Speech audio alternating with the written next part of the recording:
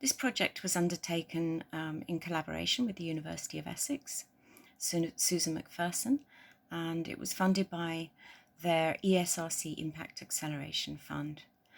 It was undertaken initially as a consultation to inform a larger research project with the aim of developing a guide to choice in psychotherapy. In actual fact, the consultation, I think, stands on its own with some really important messages for people who are delivering psychological therapies at present. We carried out 3 focus groups and 6 interviews, so we reached 28 people with lived experience of psychological therapies of different types. It's a project really close to my heart because I have my own personal experience of psychological therapies, both very positive and also a very damaging experience as well.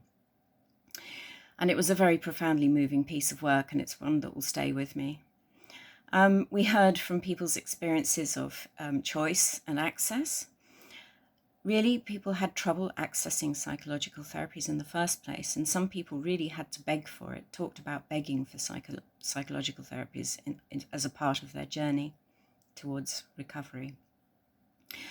So a guide to choice feels like a slightly empty promise when people don't really have a lot of choice in psychological therapies.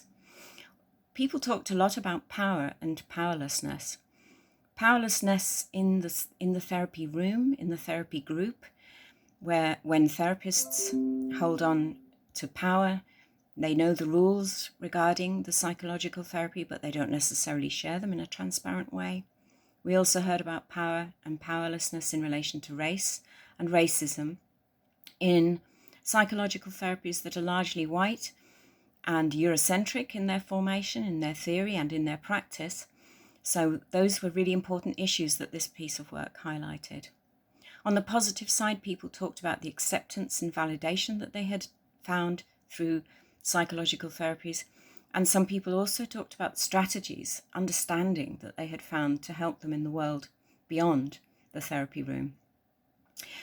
I hope that you'll read the report. I think it's really, really helpful, interesting, important, and yeah, it's not a very long report, so I wish you well with that. Thank you.